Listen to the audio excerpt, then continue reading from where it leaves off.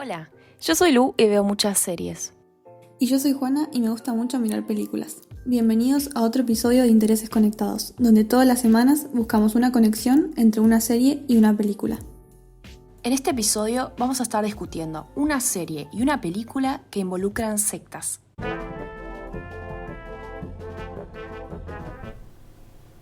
Bueno, antes que nada les aviso que no vamos a hacer ningún spoiler.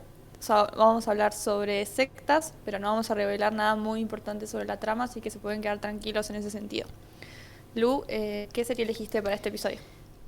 Bueno, yo elegí Unbreakable Kimmy Schmidt, o sea, en español sería algo como La irrompible Kimmy Schmidt. Es una serie cómica de Netflix que cuenta la historia de una chica que se llama Kimmy Schmidt, que fue secuestrada a los 14 años a fines de los 90 por una secta. Sí, es una comedia. Estuvo encerrada en un búnker por 15 años y creía, o le hicieron creer, que el líder de la secta, que se hace llamar el reverendo, ella y las otras 3 miembros de la secta son los únicos que sobrevivieron a un apocalipsis nuclear. Bueno. ¿Vos qué película elegiste? Bueno, yo elegí The Master, que en español sería como literalmente el maestro, y se trata de un hombre que está interpretado por Joaquín Phoenix, que es un veterano de la Segunda Guerra Mundial, que tiene muchos problemas para mantener su trabajo y básicamente su vida en general, sus relaciones, y termina cayendo en las manos de un carismático líder de un, entre comillas, movimiento religioso. ¿Y cómo sería este movimiento religioso que se ve en la película? Bueno, obviamente, como se podrán imaginar, es una secta, Uh-huh. pero lo que vemos en la película no es el tipo de secta extrema que se te viene a la mente cuando pensás en una secta. O sea, no porque no sea peligrosa o terrible, pero es un tipo distinto. Uh-huh. Para empezar, algo que se ve claramente en la película es que el grupo de gente que pertenece a esta secta no viven todos juntos, o sea, quizá viven todos juntos, pero no viven todos juntos separados del resto del mundo, como aislados, como si fuera un pueblo propio, que es algo que se ve bastante en las sectas. Uh-huh. Bueno, en la serie todo lo contrario. Muestran un caso típico de lo que podés pensar que es una secta. Hay una persona que es este líder que tiene un poder absoluto, como si fuera, no sé, un dios, y controla al 100% la vida diaria de sus miembros. Por ejemplo, en este caso se puede ver que eligió a personas que sabe que no le iban a causar problemas, que iban a ser muy sumisas y que iba a poder mantenerse como líder sin ningún problema. Son 3 adolescentes y una mujer latina que no sabe una palabra de inglés. Y todo lo que les cuenta es básicamente sagrado, es parte del dogma. Y por ahí a veces ni siquiera tiene sentido. Obviamente también esto es muy exagerado porque es una comedia. Pero nadie lo cuestiona, o si se lo cuestiona, por ahí sufre las consecuencias de atreverse a hacer eso. Porque él es el líder supremo y es el que controla todo lo que pasa acá. Es más, bueno, viven en un búnker encerradas con el chabón. Claro. Bueno, en el caso de la película, justamente no es el caso, es el tipo de secta que está completamente aislada del resto del mundo y tienen contacto con el resto de la sociedad, pero es como un contacto bastante limitado porque sobre todo se relacionan con gente que aceptan sus creencias como algo válido. Uh-huh. O sea, no se juntarían con gente que les dicen, che, esto es una secta. Claro. De hecho, es muy evidente si vos te pones a leer sobre la película, que todo el mundo lo dice, que el director se inspiró en una secta real, que la doctrina de esta secta se llama Cienciología. Uh-huh. Y es bastante conocida sobre todo porque se conoce como la secta de los famosos, porque muchos famosos son parte de ella, y el más conocido de todos es Tom Cruise. Sí. Fue creada en 1950, llamada por por un hombre llamado Ron Howard. Y lo que tiene también la película, que se nota la inspiración, es que la película también transcurre en los 50 y el hombre escribió un libro que en base a partir de eso nació la secta como tal, y en el libro también hay un líder que es como el principal que lleva todo, y escribió también un libro en el que se basa toda su doctrina. Y algo también súper obvio, que lo hace todavía más obvio, que está súper inspirada en esto, es que tienen como una teoría de la mente, y en base a esa teoría de la mente realizan como sesiones medias raras, que si vos lo ves de afuera parece como si fuera hipnosis, Ujú.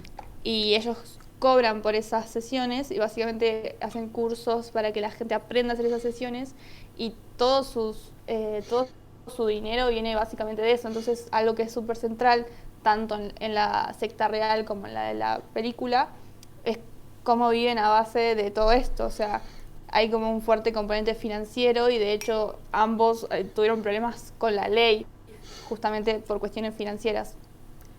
Claro, bueno, para mí, o sea, además hay un montón de sectas así tan estrictas como la de la serie, o por ahí no sé si tanto, pero existen varias. Pero para mí la que más se parece es una que estuvo en nuestro país, en Argentina, que se llama Los Niños de Dios. Esta se creó en 1968 por un pastor que lo habían echado de su iglesia, que se llamaba la Alianza Cristiana y Misionera, y se enojó porque él estaba convencido de que era un elegido de Dios. Entonces se le ocurrió crear su propio culto.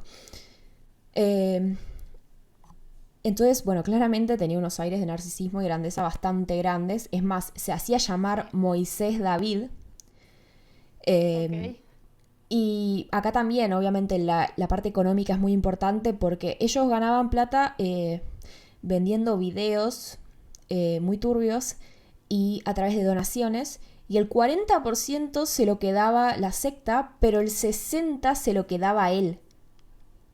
Era un negocio redondo para el tipo. Claro, y encima esta secta que empezó en 1968 en Estados Unidos, pero para los 70 ya estaba en varios países. Es más, acá en Argentina, como ya dije, estuvo y terminaron allanando distintas casas, sobre todo en Pilar, y rescataron a 268 niños que habían traído de otros países como Estados Unidos o eran propiamente argentinos. Había muchos casos de abuso infantil porque el líder o sea, esta secta es muy turbia. El líder decía que Dios es amor y el amor se expresa a través del sexo. Entonces así justificaba toda clase de crímenes sexuales muy raros, muy turbios. No voy a entrar mucho en detalle, pero por esto mismo, obviamente los miembros no tenían contacto con el mundo exterior porque si no iba a salir toda la luz. No iban a la escuela, no podían escuchar música, no podían ver películas, no podían ver la televisión, obviamente no podían tener plata propia. Es muy extremo a comparación de la cienciología. Claro, es un horror. Uh-huh. Encima, esa secta es en la que estuvo la familia de Joaquín Phoenix, ¿o no? Sí. Bueno, justamente el protagonista de tu película fue miembro de esta secta casi toda su vida. Y es más, dato de color, él se hizo vegetariano en su momento porque según el dogma, la misma, digamos, Biblia que tenía la secta que escribió el creador, los niños debían alimentarse a base de comidas muy básicas como leche y cereales, porque así iban a tener una insuficiencia en el desarrollo psíquico y así iban a ser discípulos obedientes y dispuestos a cumplir cualquier orden por más repugnante que fuera. Eso son las mismas palabras del líder. Ay, por favor. Sí, por suerte Joaquín Phoenix huyó de la secta antes de pasar a mayores problemas, pero sí, es una secta muy turbia. Es más, sigue existiendo en nuestro país y en muchos otros. Qué horrible, boluda. ¿Y cómo hacían que la gente se sume a una secta tan espantosa, digamos? Bueno, por ejemplo, Joaquín Phoenix, cuando le preguntaron por qué los padres, porque en realidad él era chiquito cuando se unieron a algo así, él le explica que en realidad la idea era, todo el tiempo están hablando del mensaje del amor, y encima en ese momento en Estados Unidos hubo muchos asesinatos a líderes de movimientos sociales, mataron al presidente. Entonces, él cree que los padres en realidad lo que buscaban era un lugar seguro y de una comunidad amorosa, más que saber en realidad lo que estaba pasando. Es más, cuando a la madre le piden que empiece a hacer el método de reclutación más conocido en la secta, que es básicamente seducir gente para que se una, la familia decide irse. No sé si en la película o en la cienciología es algo tan extremo, en este caso era medio perverso. Claro, en la película, básicamente Freddy, que es el personaje principal, el de Joaquín Phoenix, entra de casualidad a la secta, pero tampoco me quiero expandir en eso porque quiero obviamente evitar spoilers. Pero sí, una vez que él ya está adentro, se ve como se busca atraer a la gente mediante estas sesiones que proveen ellos, o sea, dándole estas sesiones a gente que no es parte de la secta. También se los ve en un momento repartiendo panfletos para que se sumen a las charlas que daba el líder. Y bueno, obviamente a través de los libros publicados que estaban para la venta para el público en general. Claro. Y esto también era similar en la cienciología. No es como que hay una forma de reclutación estándar y estructurada, sino que más bien es a través de comunicar de qué se trata la cienciología y, bueno, también muchas veces a través de gente conocida. Claro. Bueno, en mi serie esto es mucho más extremo, porque en realidad una sola de las que están en el búnker fue ahí por motus propio. En realidad todas las otras, o sea, las otras 3 fueron secuestradas. Claro. Y me parece interesante cómo muestran estos secuestros. Para explicar solo uno, que no es no arruina para nada la trama. Una de las secuestradas trabajaba de moza y el reverendo se le acerca y le dice que fuera a ver unos conejitos que tenía en la camioneta. Y ella después admite que en realidad no se sentía muy cómoda con la situación, pero acepta nada más porque no quería ser grosera. Y lo que yo creo que está intentando mostrar la serie en este sentido es que no se está aprovechando de la inocencia de estas mujeres, no es que fueran súper inocentes, sino más bien de la posición que tenía, sobre todo en Estados Unidos siendo un varón blanco, que es muy importante allá, porque ellas como que se sentían hasta en cierto punto responsables de complacerlo. Por ejemplo, esto se ve muy seguido en la vida cotidiana cuando, no sé, te reís de compromiso de un chiste que te parece sexista o problemático solo para no generar conflicto. Entonces, esta chica solamente se acercó para eso, porque le parecía lo más fácil. Claro, en la serie lo central sería no una forma de sumarse, ¿cómo se dice? Consensuada, sino más bien secuestro. Claro, a través de un engaño. Claro. Y es más, haciendo énfasis en esto del engaño, hay un documental falso en Netflix que se llama El monstruo de las fiestas arañando la superficie, que sigue a un DJ que es fanático del reverendo y, bueno, además de que es medio un delirio, porque es todo en el mundo este falso de la serie de Kimmy Schmidt, este fanático va a cuestionar todo el tiempo cómo puede ser que Kimmy y todas las demás hayan sido secuestradas si no eran en realidad tan chicas, cosa que igual es mentira porque Kimmy tenía 14 años, y les echa la culpa. Y de vuelta, yo creo que acá es una forma de hasta burlarse irónicamente de cuando hay un abuso sexual y se empieza a culpar a la persona equivocada.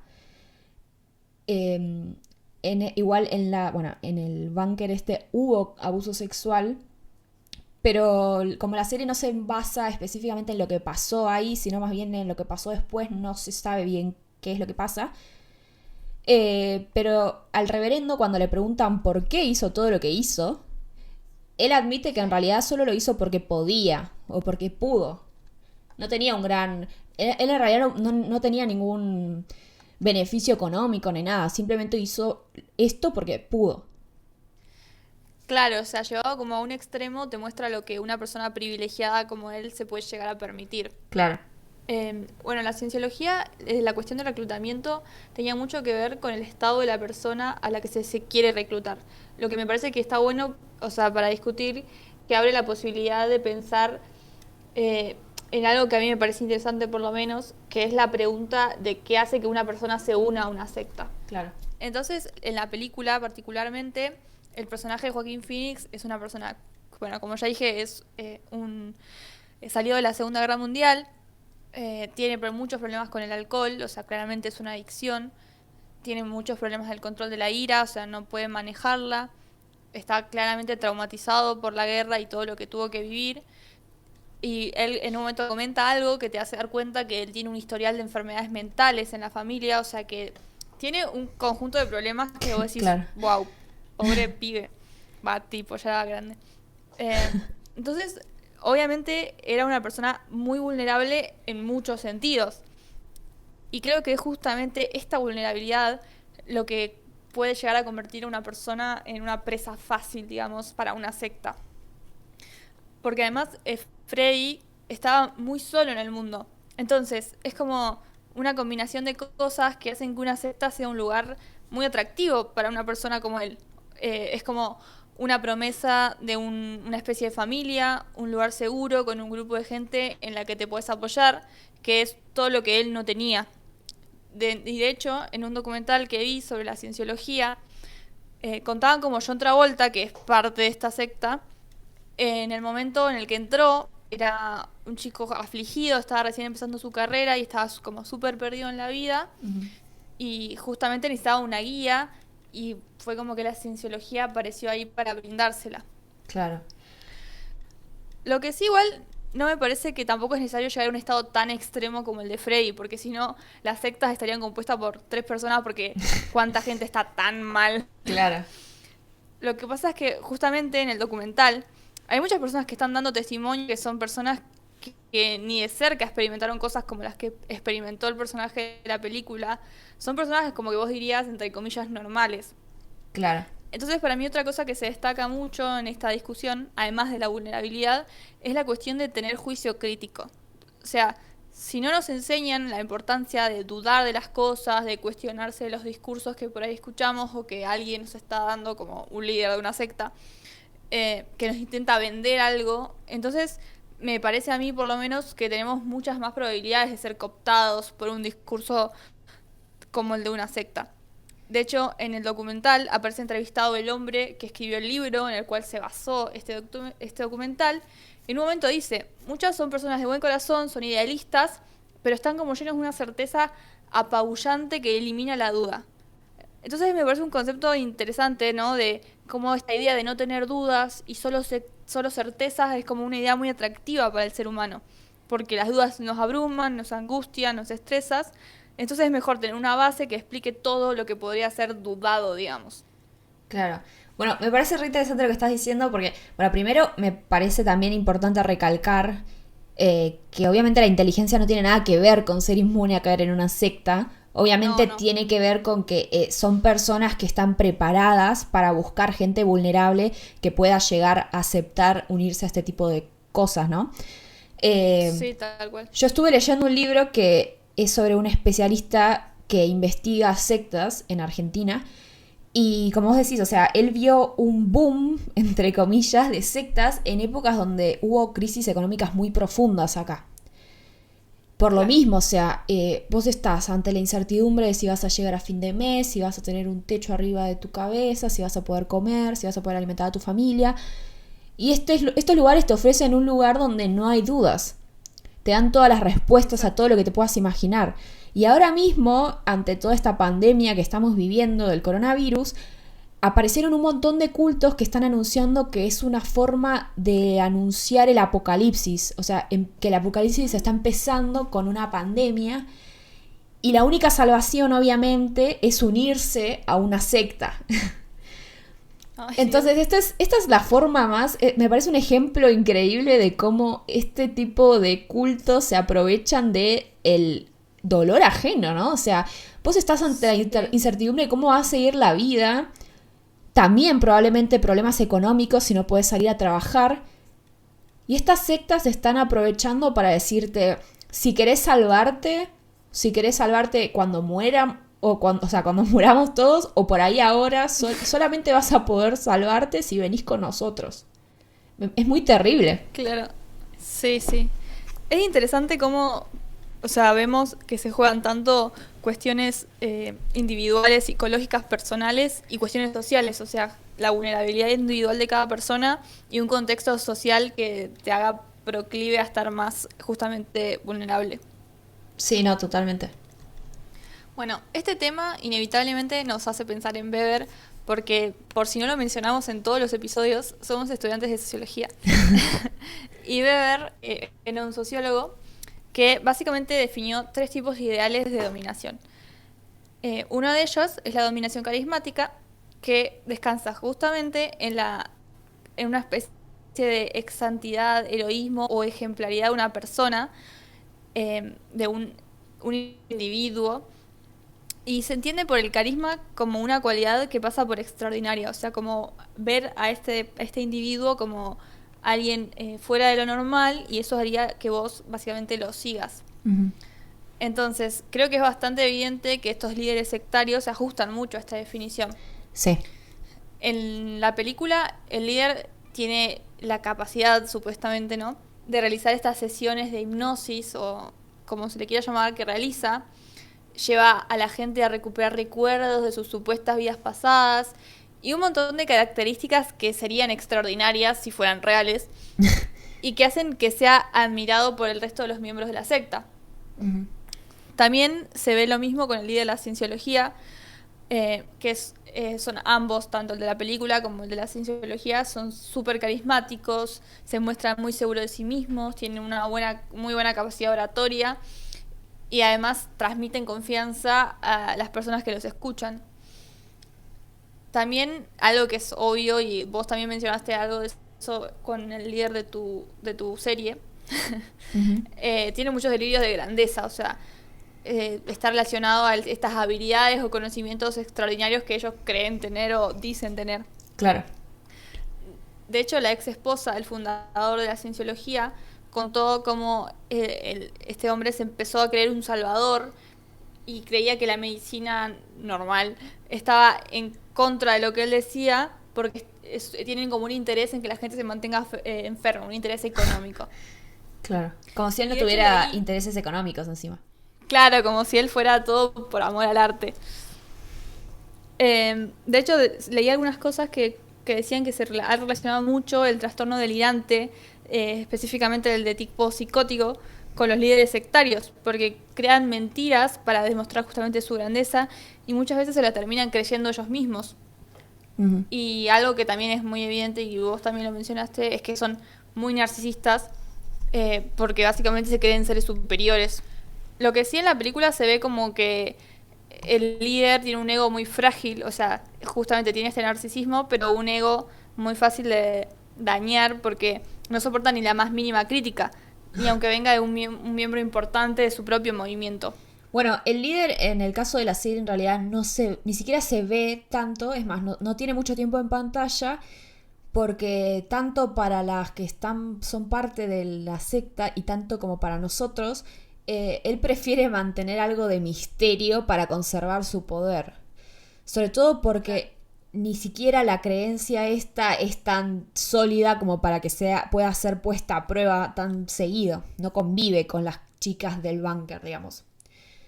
Y es más, vemos que Kimi, por ejemplo, nunca creyó del todo en lo que él decía y todo el tiempo lo está cuestionando y por eso él la odia y todo el tiempo intenta hacerle la vida imposible. Pero igual, bueno, la serie no, como ya dije antes, no se centra en la vida de Kimi durante la vida en la secta, sino que más bien afuera. Pero sí, igual podemos saber que es una persona muy manipuladora y siempre logra salirse con la suya porque también tiene cierto carisma. Claro, es como que este aspecto del carisma es lo que hace que sean tan atractivos, digamos, para la gente. Yo creo que es imposible ser líder de una secta sin algo de carisma. Sí, sí, totalmente. Algo interesante que a mí me pareció de la película es que se enfoca mucho en la relación entre los dos personajes principales, que serían Freddy y Lancaster Dodd, que es justamente el líder. Y vemos como una relación de dependencia, pero que termina siendo mutua, no solo de Freddy al líder. O sea, creo que en ese sentido la película se trata especialmente de esta relación tan particular, digamos. Si bien es evidente que la cuestión de la secta es súper relevante, pero como que la película te lleva viendo esta relación que van creando ambos. Claro. ¿Y tu serie qué onda? ¿En qué se enfoca? Bueno, la serie, como en realidad solamente se ve qué pasa después de que rescatan a Kimi, podemos ver que su mayor problema es que no sabe cómo manejarse en el mundo exterior, afuera del búnker, que es algo muy común en general en la gente que sale de sectas, y sobre todo en algunas tan cerradas como esta, porque después de haber vivido en este tipo de comunidad o en este tipo de encierro, por ejemplo, ella ni siquiera sabe los avances tecnológicos que existieron desde el 98 hasta el 2015, que creo que salió la serie. Claro. Y no solo eso, sino que como estuvo ahí desde los 14 hasta los 29 años, no solo no terminó la escuela, sino tampoco obviamente fue a la universidad, ni fue adulta en el mundo. Entonces no sabe ni siquiera cómo manejarse por su propia cuenta en situaciones sociales más complejas, como, no sé, conseguir un alquiler, conseguir un trabajo, hacer amigos como un adulto. Está en un montón de problemas, digamos, para vivir sola. A esto se le suma que ella se quiere alejar del apodo que le da la prensa a ella y a sus compañeras de secta. Les dicen las chicas o las mujeres topo por haber estado todos estos años abajo de la tierra. Y ella, su mayor deseo es alejarse de la imagen de víctima. Y como en su estado la historia fue tan conocida, prefiere mudarse sola a Nueva York, que obviamente, bueno, es más complicado probablemente que vivir en un pueblo como el que ella era originaria. Pero lo que me parece más destacable, más allá de todos los problemas a los que se enfrenta en la trama, es que ella sufre estrés postraumático y a veces ansiedad, y su forma de encararlo es no fingir que está todo bien y poner una sonrisa, sino realmente creerse que está bien, intentando siempre ver el vaso medio lleno. Claro. Entonces, ella, no sé, por ejemplo, se alegra con ver el sol porque no lo vio por 15 años, se alegra por, no sé, poder subirse a una hamaca después de 15 años, poder comprarse unas zapatillas con luces, ropa de colores, y intenta disfrutar la vida con las herramientas que tiene, a pesar de haber estado sufriendo tanto y seguir sufriendo, porque obviamente no es algo que desaparezca de su cabeza, ¿no? Claro, es una forma de ver la salud mental sin tantos estereotipos, ¿no? Claro, no es un personaje estereotípico que, no sé, como se puede ver usualmente, no sé, que no pueda ni siquiera funcionar. Ella tiene algunos problemas, pero igual sigue siendo una persona que tiene otro tipo de características, no es solo su estrés postraumático. Claro. Bueno, en fin. The Master, ¿película recomendada o no? Bueno, a mí personalmente me gustó mucho, así que sí, definitivamente la recomiendo. Es una película muy disfrutable, pero también es como una experiencia medio extraña. Okay. O sea, leí en un blog que se llama Micropsia que la película va llevando al espectador a ir modificando su percepción de los hechos, como si fuera una droga alucinógena.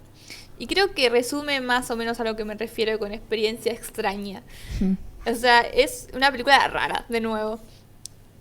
Es muy interesante ver la relación de estos dos personajes principales que son tan particulares, porque es como ese tipo de películas que se trata de contemplación, más que nada, como que no está yendo a ningún lado. Claro, como que películas ves, que tiene una estructura. ves a los personajes viviendo, digamos. Claro, o sea, no tiene una estructura clásica de un tema y un desenlace. A mí personalmente me gustan ambos tipos de películas, o sea, te puedo ver algo como esto o algo más estructurado, pero bueno, esta particularmente me gustó. Y también, si a alguien le interesa saber más sobre la cienciología, recomiendo el documental que mencioné varias veces, que se llama Going Clear, la cienciología y la prisión de la fe. Y es de HBO y está realmente muy bueno. ¿Vos qué onda tu serie? ¿La recomendás? Sí, a mí esta serie me encanta, así que la recomiendo. Está terminada. También recomiendo el documental falso del que hablé antes. Y acaba de salir un episodio interactivo el 12 de mayo. El tema es que, bueno, ahora por el coronavirus, como no hay doblaje al español, por razones obvias, no está disponible en Latinoamérica, pero si tienen algún VPN o algo así, lo pueden ver igual en Netflix, en algún país de habla inglesa. Pero sí, o sea, más allá de que todos los otros personajes del elenco, que obviamente no mencioné para no arruinar la trama, el personaje de Kimi a mí me parece muy lindo porque, bueno, además de que muestra una persona con problemas de salud mental no tan estereotípica, obviamente siempre hay exageraciones en la comedia, pero me parece como un avance un poco más sano.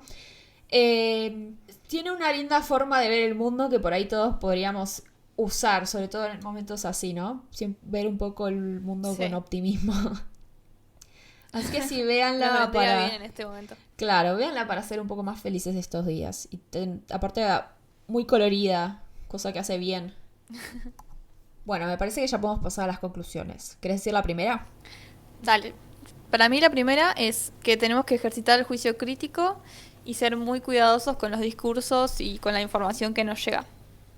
La segunda para mí es algo que a Kimi le parece muy importante y me parece entonces importante también recalcar que una situación por ahí te puede convertir en una víctima y eso es algo que no puedes manejar, pero sí puedes elegir cómo vivir después de que te haya pasado esto y por ejemplo ella lo que está haciendo es intentar alejarse de este problema que tuvo y vivir la vida disfrutándola. Claro, de la mejor manera posible. Sí. Y bueno, yo diría que la última y la más clara es que por favor no se metan en sectas. Sí, sobre todo ahora que hay tantas buscando aliados. Sí, tengan cuidado. Esto es todo por esta semana. Esperamos que les haya gustado. No se olviden de seguirnos en Twitter, @interesesconnect. Intereses CONECT. Y suscribirse en la plataforma donde nos estén escuchando. Spotify, Apple Podcast o YouTube. Hasta la semana que viene.